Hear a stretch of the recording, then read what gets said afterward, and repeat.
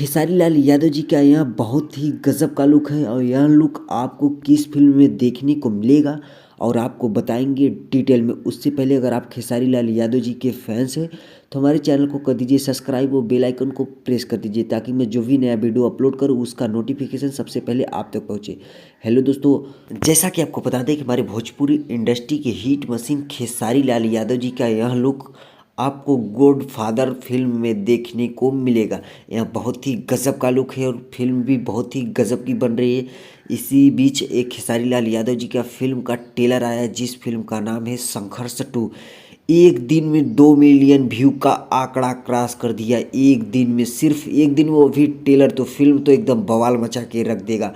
वह फिल्म एकदम KGF film का टक्कर दे रहा है। इस लुक को देखने के बाद काजल राघवानी भी खेसारी लाल यादव जी को बहुत ही ढेर सारा प्यार आशीर्वाद भी दे रही है। अगर आप भी खेसारी लाल यादव जी के फैंस हैं तो कमेंट बॉक्स में कमेंट करना ना भूलिए। वैसे ही खेसारी लाल यादव जी के रिलेटेड अपडेट न्यूज पाने के लिए हमारे चैनल को कर दीजिए सब्सक्राइब और बेल आइकन को कर दीजिए प्रेस ताकि मैं जो भी नया वीडियो अपलोड करूँ उसका नोटिफिकेशन सबसे पहले आप तक पहुँचे। जय भोजपुरी समाज।